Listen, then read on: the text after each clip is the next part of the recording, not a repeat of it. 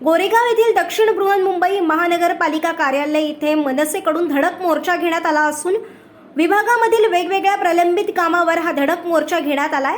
तर या धडक मोर्चात मनसेचे सरचिटणीस शालिनीताई ठाकरे उपस्थित होत्या।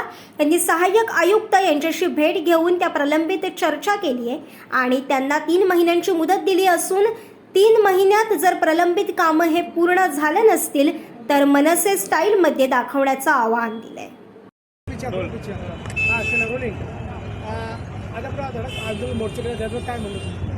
आज आम्ही इथे BMC वरती मोर्चा काढला आहे गोरेगाव विधानसभेच्या तर्फे आणि आपले जे वॉर्ड ऑफिसर आहेत त्यांची आणि त्यांच्या सोबत जे काय विषयाचे अधिकारी आहेत त्यांच्यासोबत आपली बैठक झाली। विषय असा आहे की आज BMC वरती कुठचेही नगरसेवक नाही आहे। सगळे जे अधिकार आहेत ते आपल्या वॉर्ड ऑफिसर आणि त्यांच्या अधिकाऱ्यांकडे आहेत, पण जे आपल्या निदर्शनात येतो आहे कुठच्याही विधानसभेमध्ये काम होत नाही आहे। आजही आपण बोललो तर कुठच्या विषयावरती आमची चर्चा झाली, पाणी मिळत नाही, भगतसिंग नगरमध्ये पाण्याची टंचाई आहे, आपले ब्रिज अजून प्रलंबित आहेत, आपले रस्त्यांचा प्रश्न आहे, घनकचऱ्याचा प्रश्न आहेत, आपल्या हॉस्पिटल सिद्धार्थनगरचं हॉस्पिटल आहे ते अजूनही त्या प्रश्न प्रलंबित आहे आणि सिद्धार्थनगरचं हॉस्पिटलला वेळ लागणार, त्यासाठी तुम्ही एक हेल्थ सेंटर सुरू करणार होता ते अजून सुरू झालेलं नाही आहे। म्हणजे आपल्याला हे दिसलं आहे की गेले इतके वर्ष आणि विशेष तर जे 2 वर्ष मागे काही कुठचंही विषयावरती काम झालेलं दिसत नाही आहे।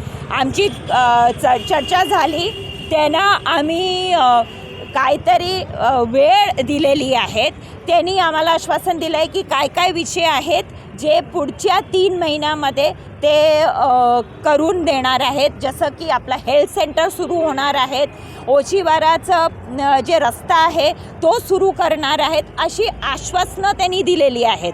आम्ही त्यांना एक विशेष मुदत दिलेली आहे प्रत्येक विषयासाठी आणि समजा त्यांनी त्या मुदतीत नाही केलं तर आम्ही स्वतःहून करू। आजही मराठी पाट्यांचा प्रश्न प्रलंबित आहे। आज मराठी पाट्या दिसत नाही, हा विषय कसा होऊ शकतो? तर आज महाराष्ट्र नवनिर्माण सेनेने त्यांच्या समोर सांगितलं आहे की जिथे मराठी पाट्या दिसल्या नाही ते आम्ही स्वतःहून लावून घेणार आहोत। आम्ही कोणाची परवानगीची वाट बघणार नाहीत।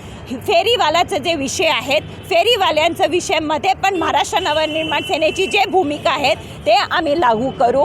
असे जे काही विषय आहेत 1 आठवड्याची मुदत दिलेली आहेत आपल्या रस्त्यांची, नाही झालं तर आम्ही सुरू करू रस्ता। आता किती वर्ष त्यांची वाट बघायची? आता महाराष्ट्र नवनिर्माण सेना जे रस्त्यावर उतरून जे काय कामं करू शकते ते आम्ही स्वतःहून करून घेणार। काही दिवसापूर्वी एका महिलेचा अंधेरी MIDC येथे नाल्यामध्ये पडून मृत्यू झालेला, काल रात्री महापालिकेचा अहवाल आलेला आहे। ते लोक महापालिकेची जी समिती होती त्यांनी मेट्रो प्रशासनावरती एक पूर्ण घटनेची जबाबदारी टाकलेली आहे, त्याबद्दल काय म्हणाल? हेच चालू आहे ना, एकमेकांवरती फक्त हे आरोप करणार, प्रति-आरोप करणार, जबाबदाऱ्या दुसऱ्यावरती टाकून देणार, हे ब्लेम गेम जे चालू आहे ना, कारण आपल्याकडे निवडणुका तर होत नाही, किती रखडलेल्या निवडणुका आहे आपल्याला माहिती आहे। BMCची निवडणूक कधीपासून रखडलेली आहे, त्यामुळे हे एकमेकांवरती आणि ह्याच्यामध्ये नुकसान कोणाचं होतं? सामान्य जनतेचं नुकसान होतं। त्यामुळे आत्ता जे काय करायचं आहे महाराष्ट्र नवनिर्माण सेना स्वतःहून करून घेणार। कोणाची कुठचेही खासदार, कुठचेही आमदार आणि कुठचेही नगरसेवक आणि कुठचेही अधिकाऱ्याची वाट न बघता आम्हाला जे लोकांसाठी करायचं ते आम्ही करून घेणार। अभिनेते गोविंदा न्यूज मराठी 24/7 नवा भारत नवा विचार।